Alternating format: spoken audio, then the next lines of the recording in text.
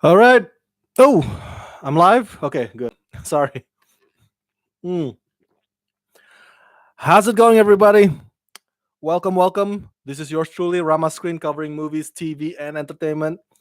And we just got done watching tonight's all new Game of Thrones Season 8, Episode 2. And of course, heads up, just like with most of my TV reviews and episode recaps, spoiler alert. You've been warned. I'll be spilling some spoilers here. This review is mainly for those of you, my fellow Game of Thrones fans, who have also watched tonight's episode. All right, let's get right to it. Spoiler alert, okay? Damn! Yes, Arya Stark got it, man. She got some.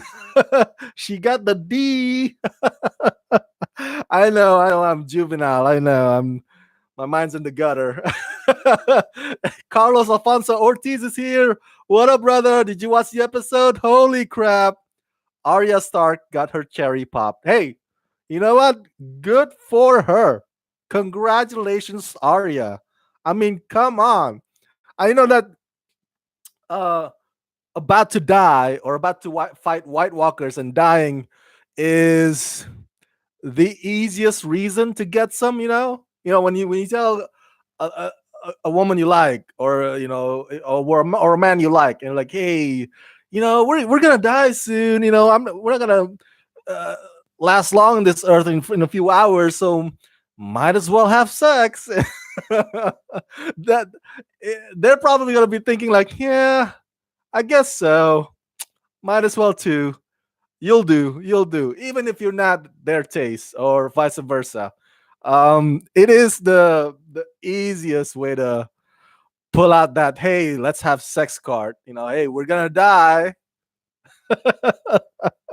But hey, whatever the reason is, just the fact that Arya got some, because Arya has had a crush on the blacksmith Gendry for a long time, man. Holy crap! Did you see Arya at the beginning of tonight's episode when she beholds Gendry from afar, as he's sweating, he's like clanking that iron on that metal to make swords or whatever, shit weapons. It's like, yeah, look at that. I'm looking so manly and sweaty and with a fire behind me. And it's like, dude, you can tell she's like just all horny, man. Gotta give credit to actress Macy Williams um, for selling that. I was convinced. I was like, wow, she has the hots for Gendry. And you can tell, the fact that she finally got it, it's just it's one of those things when because I'm a big fan of Arya. Arya is one of my favorite characters in the Game of Thrones. So to see one of my favorite characters finally achieving, something that she's always had her eyes on, that gives you, the fans and audiences, satisfaction. You know what I'm saying? So just like it would make me so happy when um, either Khaleesi or Jon Snow or Sansa Stark is the one that gets the Iron Throne, because I like those three characters. They're all born leaders, and so if either of them gets the Iron Throne, I'd be happy. I'd be happy. But we'll get to that too. We'll get to the revelation about Jon Snow's actual identity to Khaleesi. He revealed it tonight. So, but I just want to start with saying that good job, Arya. Ziggy zaga, oi, oi, oi. Ziggy zaga, oi, oi, oi. Cheers, mate. I raise a glass to Arya Stark. Um, you're like, damn it, Rama, enough with Arya already. I get it. I get it. She had her cherry pop. Fine. Can we move on to the next one? Okay. I have my notes here with me about tonight's episode, and tonight's episode is basically, if you are my fellow Star Trek Discovery fans out there, you would recall the first part of the season 2 finale.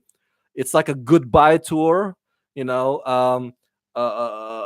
Michael Burnham saying goodbye to Tyler, Michael Burnham saying goodbye to Saru, everybody saying goodbye to Michael, Captain Pike saying goodbye to Discovery.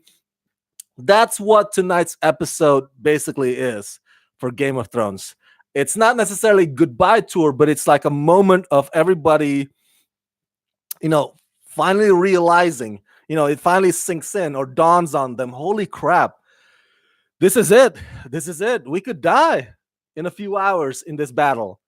So they had some of them have not necessarily heart to heart talk, but they opened up. They opened up to each other, including, of course, Jon Snow with Daenerys at the end.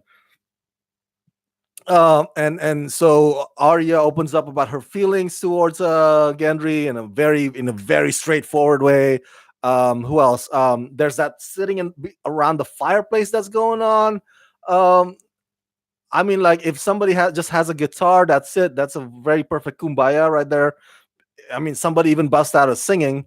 And of course, Arya has that moment with the Hound, and so everybody's just like, okay, I get it now. I get it. The writers want to have this hour or this episode to just kind of like give you, the fans, maybe in some of the cases, one last glimpse of, or one last look at some of your favorite characters before any one of them has to meet their fate.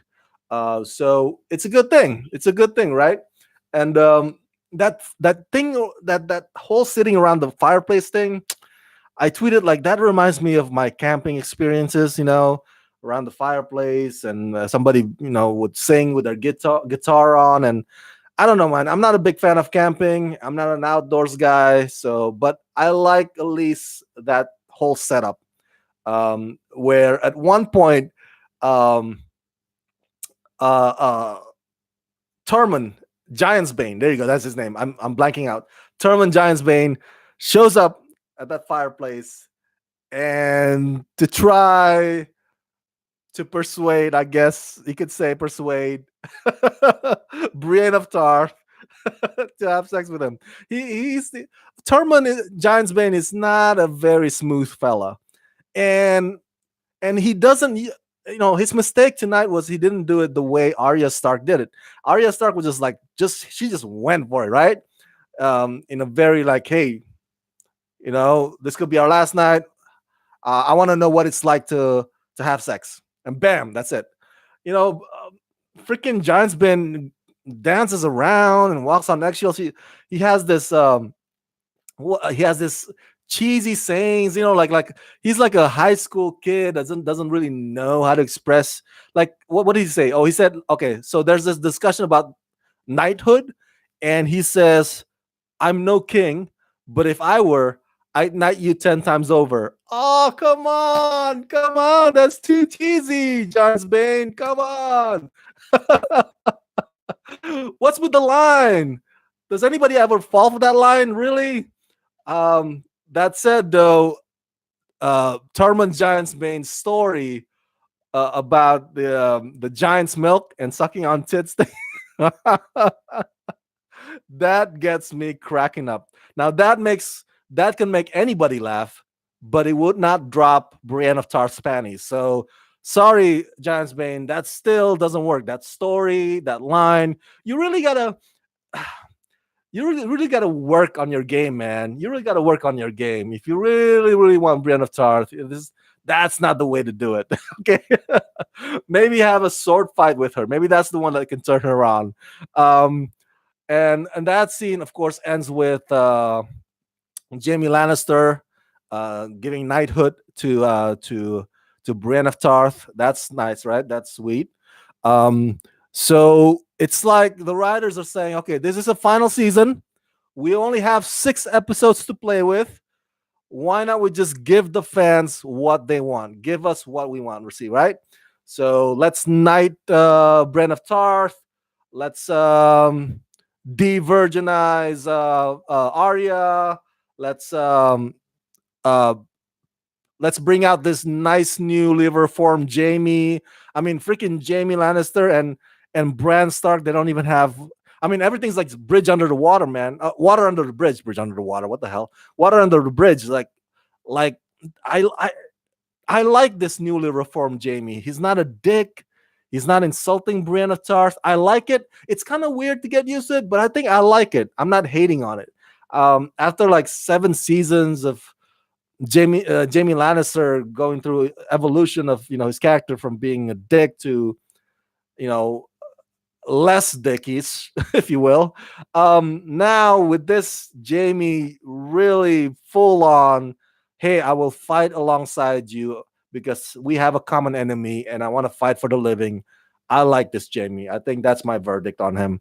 Um, with regards to uh, the war room. Oh my god, I love that scene. The war room in tonight's episode. It's filled with like all the all-star characters. Everybody's there. Like everybody who should have a voice in the battle or the planning of the battle. I don't know if I'm liking Brand's idea. Um, I, the thing is, you have to have a contingency plan. What if it doesn't work? What if the whole thing using him as to draw the Night King? What if that doesn't work? I think the over reliance. I think their over reliance on that one plan is not wise. But that's just my take on it. I'm not a war strategist by any stretch of imagination. It's still that like, oh dang it, man, these aren't living people that you're fighting against. These are the dead. You can't really predict them. Like, I don't know. I'm just saying. I'm just saying. I'm not too hot on that plan, but we'll see. Maybe they'll prove me wrong in next week's episode. One of my other favorite scenes. Okay, not scenes basically, but another goodbye, another heart to heart moment is between Miss Sunday and Grey Worm. I love that, although it's very very brief. But if you notice the pattern that happens in tonight's episode, it's like some of them, while some of them were thinking like, oh, we're gonna die, or these White Walkers are gonna kill us. Some of them, the other of them, are thinking like, what's afterwards? What happens then after we defeat these White Walkers? Um, Grey Worm tells or asks me Sunday like, okay, I picture myself growing old in this. How about you grow old with me? Very romantic stuff. Um, let's see. Sansa asks Daenerys like, okay, what happens afterwards? What happens? We made a vow to never bow to anybody. What about the North? And Khaleesi's like, you can tell she's getting really pissed at that notion because she sees herself as the ultimate ruler.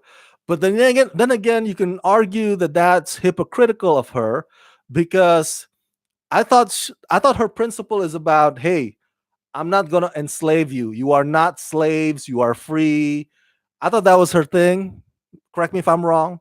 So the idea of like, oh, if you don't bow to me, then that's it. I will eliminate you. Um, but you can argue like, well, Khaleesi's thing is also like you gotta bend the knee to Khaleesi.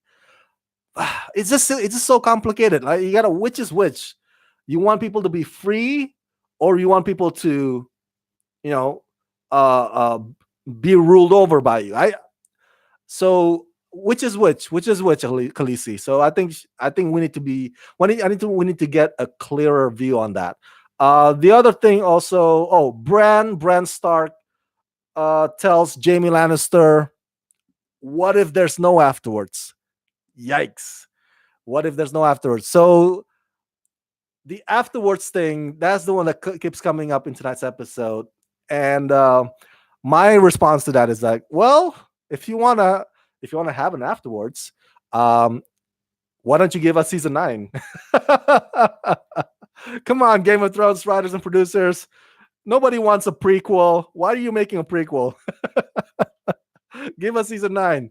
All right, so that's something that I noticed from tonight's episode. Let's see what else here. Samuel Tarly. Samuel Tarly busts out his resume.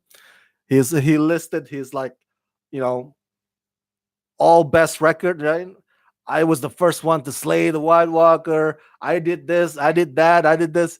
And I like that because um finally Samuel Tarly is like, you know what? I'm getting tired of you guys just treating me like shit. I did more than you guys, punks. And I'm glad. So now in this final season, the last of the seasons of Game of Thrones, Samuel Tarly finally comes to his own and stands up for his own record, rightfully so. And that goes to what I said earlier. The writers are like, hey, you know what? Final season, six episodes only. Give give the fans what they want. If you are fans of Samuel Tarly and you've had enough with Samuel Tarly being belittled all these years, you're like, yeah, you're probably like rooting when Samuel was like telling that to John and that guy. I was like, yeah, yeah, show him, Samuel. uh, so love it, love it, love it. If you ask me, like, Rama, who's gonna die in the battle and who's gonna survive, I don't have the answers to that. I don't. The only people that hold the cards on that one, all the answers, are the writers. So we'll find out next week. I really want the people that I want to see surviving. Of course, are the obvious ones. Maybe Arya, Sansa, and John. Um, Khaleesi, if she doesn't survive, I don't know. I don't know. I don't know if I want, like, I don't know if I would be riding on the streets if they killed off Khaleesi. I'd be riding on the street if they kill off Daryl in The Walking Dead, but I don't know if I want to die on that hill for Khaleesi. But that's just me. Um, Last but not least, the revelation about, speaking of Khaleesi, Jon Snow revealed his true identity, his true lineage to Khaleesi. And Khaleesi, Daenerys Targaryen, as you can see from that very brief moment, she gives the same response that she did to Sansa when Sansa asks her, like, what about the North? We don't bow down to anybody. And that response is like disbelief, right? Slash, um, oh my God, threatened. She feels kind of threatened, like, whoa. Um, Not that Jon Snow posed that threat, but she's like already thinking, like, wow, so you are the true heir of the throne, but I'm supposed to be the one. I've been like gunning this throne for years. Like, the just like her response to Sansa is like, what? You're not gonna bow down to me? Bitch, I'm gonna be ruler of all kingdoms, man, 7 kingdoms. So my theory is that there's a bit of, and that's why I said earlier that I probably would not be riding on the streets if they kill off Daenerys or Khaleesi, because I sense that there is a dark side to Khaleesi, and I'm using Star Wars reference, of course, that this desire for the throne uh, can consume her so much so that if, and it's a big if she does, or if they survive this war against the White Walkers, that she might turn against Sansa and Jon Snow. And that's my theory, and I think that makes her dangerous and a potential worthy foe. So yeah, I if you ask me, I want to see at least Arya and Sansa and Jon. um, I know that I mentioned to you earlier that if Sansa, Jon, and Khaleesi get the throne, I'd be happy, because there's still a part of me that likes Khaleesi or Daenerys Targaryen, mainly because we've witnessed what she's gone through over the years, and she did go through a lot. She, you know, from Khal Drogo and everything and the rest, she's gone through a lot. So if she does get the Iron Throne, she deserves it. All right. It doesn't mean that she deserves it. Doesn't mean that she deserves it doesn't mean that she deserves it less because she has a dark side. I'm tongue twister tonight.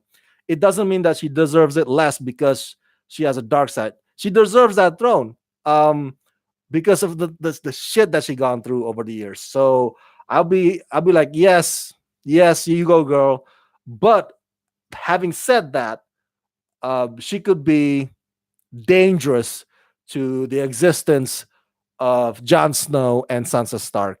At least basing off of what we saw in tonight's episode. Her reaction to Sansa kind of standing up to her subtly, and her reaction to the revelation of Jon Snow as identity. So, but that's my take. Those are my thoughts, my long rant about tonight's Game of Thrones episode. If you have seen it too, what did you think? Do you agree or do you disagree with my assessment? Um, and what do you think about the first that happened tonight? The first uh, freaking Brienne got knighted, Arya um, lost her virginity. There's a lot of firsts that happened tonight. And what do you think? What do you think? Share your thoughts in the comment section below. I want to hear your thoughts about tonight's Game of Thrones Season 8, Episode 2. And as always, subscribe. Press that like button, ring that bell. And if you can help support me, please do so at patreon.com/Ramascreen. Let's rock this.